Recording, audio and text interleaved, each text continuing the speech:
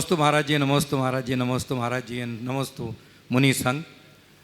मैं अशोक अजमेरा हूँ, बॉम्बे से आया हूँ। मेरा संबंध कैपिटल मार्केट से है।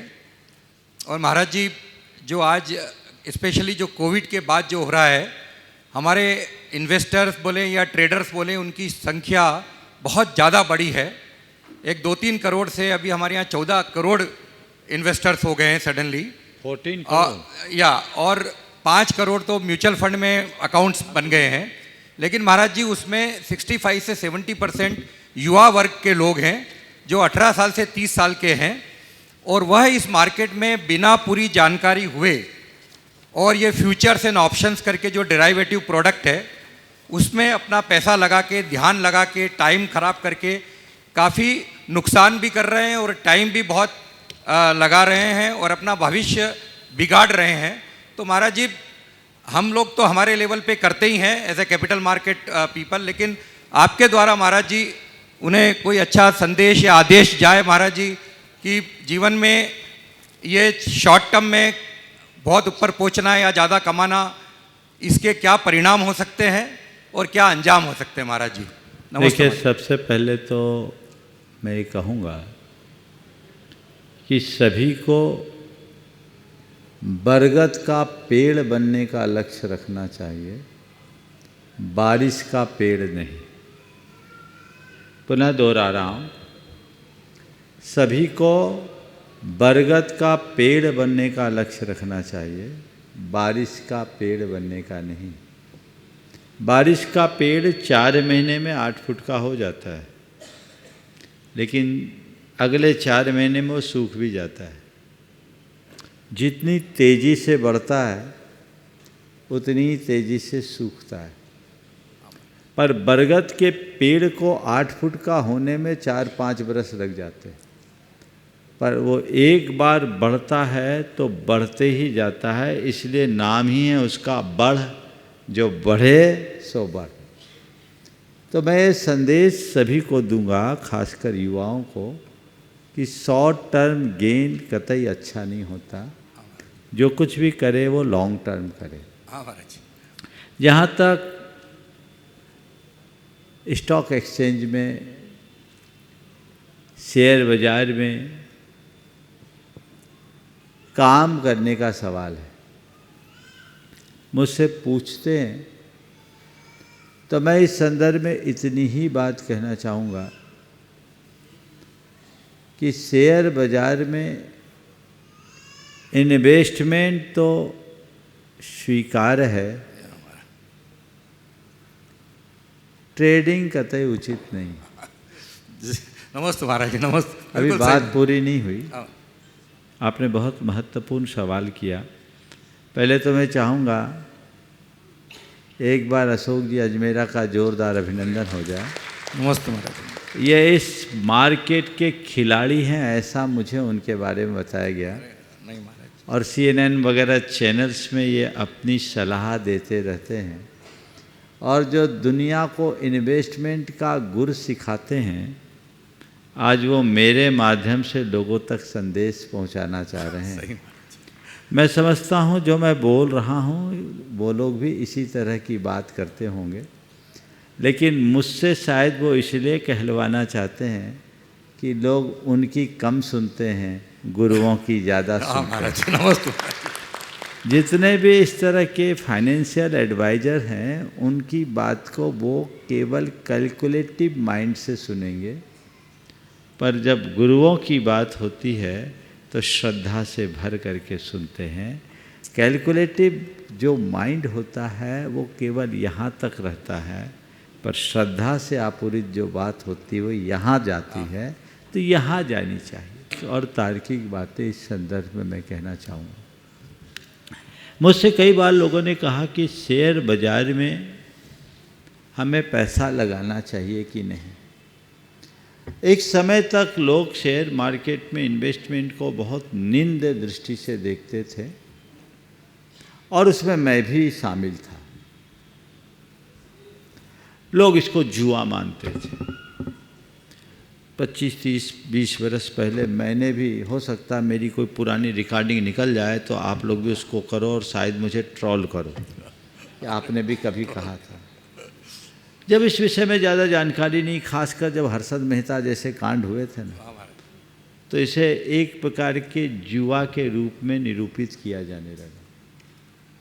लेकिन जब बाद में इस व्यापार से जुड़े लोगों से बातचीत करने के बाद चीज़ें समझ में आई, और मेरी एक आदत है, जिस क्षेत्र का आदमी मुझे मिलता है मैं उससे बात करता हूँ और काम की बात सीख लेता हूँ और उसे अपने अनुभव के कोष में डाल देता हूँ। तो मैं इस निष्कर्ष पर पहुँचा, ये व्यवसाय कतई बुरा नहीं है। इस व्यवसाय के क्षेत्र में रहने वाले लोग बुरे हो सकते हैं। ये एक इन्वेस्टमेंट है और प्रगति के लिए बड़ा अच्छा माध्यम है। मैंने पूरे शेयर बाजार के 100 साल के इतिहास पर विचार किया। मुझे लोगों ने बताया कि ये कैसे लोगों को स्थायी प्रगति देता है।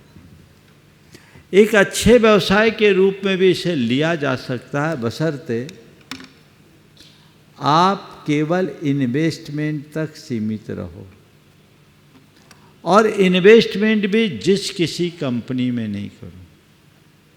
आप किसी भी कंपनी में इन्वेस्ट करना चाहो तो पहले उस कंपनी को देखो कि उसका प्रोडक्ट क्या है,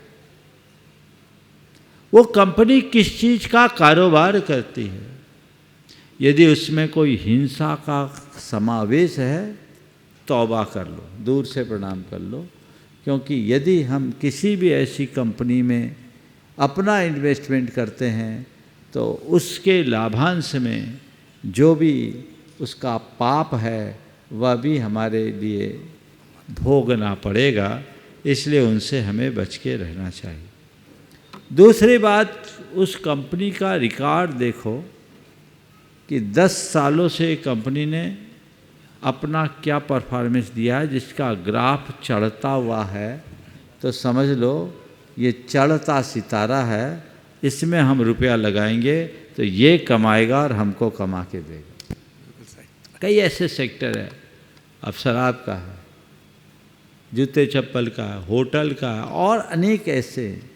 ये आपको देखना है जहाँ किसी भी प्रकार के अभक्ष और हिंसक पदार्थों का व्यवसाय हो, उसमें शेयर ना करें। दूसरी बात, ट्रेडिंग से बचें, और ट्रेडिंग करे भी तो ऑप्शन और फ्यूचर से बचे। वो सट्टा है, जुआ है, अनर्थकारी। डिलीवरी बेस्ड ट्रेडिंग कदाचित करना चाहें तो करें, लेकिन इसमें इतना फियर और ग्रीड होता है कि मैं तो हमेशा कहता हूँ आपके शेयर बाजार की समीक्षा एक पंक्ति में करता हूँ। कर दूँ? हाँ महाराज जी। जिस धंधे में माल खरीदने के बाद दाम घटे और बेचने के बाद बढ़ जाए, उसका नाम शेयर बाजार। बहुत खूब महाराज जी, नमस्ते महाराज जी। खरीदने के बाद दाम घटे और बेचने के बाद बढ़ जाए, उसका नाम शेयर बाजार। तो खरीदने में भी रुला है और बेचने में भी रुला है। बिल्कुल। जितने बड़े लोग हैं इस व्यवसाय से जुड़े, मेरे संपर्क में बहुत लोग हैं, वो कहते हैं हम शेयर बेचते ही नहीं, केवल खरीदते हैं, बेचने का काम ही नहीं। और अच्छी कंपनी में खरीदते हैं और उसके डिविडेंड्स अपना खर्चा चलाते हैं। ये एक तकनीक है। शॉर्ट टर्म आज के यंगस्टर्स होते हैं, चलो कर लो कर लो कर लो, वो जाता है तो झड़ पुछ के जाता है, आएगा तेजी से, आ रहा। एक दिन गया, चारों खाने चित। और एक बात और बोल दूं, बोल ही देता हूं। आज के समय में इसमें बहुत ज़्यादा तिकड़म चलती है, समझ गए? प्रमोटर्स की बड़ी भूमिका होती। ठीक, एक किस्सा सुना दूं। एक जगह एक गांव में बंदरों का बड़ा आतंक था। गांव के लोग बंदरों से परेशान थे। वहां एक सेठ पहुंचा वहाँ एक सेठ पहुँचा, उसने लोगों से कहा कि हमें बंदरों की आवश्यकता है, आप जितने बंदर दे सके दें, हम 100 रुपये पर बंदर के भाव में लेंगे। अब क्या था, गांव के लोगों ने कहा पैसे के पैसे मिल रहे, बंदरों से निजात, लग गए गांव के लोग और लगातार सब मिलकर 150-200 बंदरों को पकड़ करके दे दिया। सेठ ने सब बंदर खरीद लिए और बंधवा कर एक पेड़ के नीचे रख दिया, अपना एक आदमी रख दिया। उस आदमी ने कहा कि भैया अपने को और बंदर चाहिए। बोले बंदर और 10-5 लाए, दे दिए। अब बोले और बंदर चाहिए, तो बंदर है नहीं। बोले भैया आप 150 रुपये में बंदर लेंगे, और 2, 5, 10 पकड़ में आए सो दे दिए। उसने कहा और बंदर हो अब तो 200 में ले लेंगे। थोड़े 2, 5, 10 बंदर रखे थे और ढूंढ ढांड के लोग लाए, 200 में आ गए। उसने कहा अभी और बंदर हो तो हम 400 में लेंगे। अब कहीं बंदर ही नहीं मिले, हो बंदर तो लाए, 400 में बंदर नहीं। तो सेठ के माल जो मुनीम था उसने कहा देख भाई, सेठ तो 400 में लेगा, अब बंदरों में कोई चिन्ह तो होता नहीं, हमारे पास ये 250 बंदर पड़े, तुम लोग हमसे 300 में ले लो, हम तुमसे 400 में ले लेंगे। अब क्या था, लोगों ने कहा 100 रुपया बंदर के सीधे बच रहे बिना मेहनत के। सब लोगों ने उनके 300 के बंदर खरीद लिए, समझ गए। और कहा भाई 400 में कर लेंगे। बोले कल मालिक आएगा ले लेंगे। वो दूसरे दिन गया सो आज तक नहीं आया। ये धंधा है, समझ गए। 150 में बेच के 300 में खरीद ले। ये फ्यूचर ऑप्शन और इस तरह का जो प्रमोटर्स का खेला होता है ना, ये बड़ा विचित्र खेल होता है। सामान्य लोग इसमें बुरी तरह उलझ जाते हैं। और मैं इसलिए समाज के सभी युवाओं से कहूँगा, इसमें आप बहुत समझदारी और धैर्य से काम करें। आपने मुझे बताया 14 करोड़ इन्वेस्टर्स हैं रजिस्टर्ड, हाँ, डीमैट अकाउंट वाले, बहुत है। हर कोई खोला है। कोविड के दौर में बहुत लोगों ने कमाया भी, लेकिन भाई अच्छा है, वो सब भाग्यशाली जिनने कमाया। लेकिन ऐसा कमाओ कि वो बरगद का पेड़ बने, बारिश का नहीं। इस पर ध्यान रखें। नमस्ते महाराज जी, नमस्ते।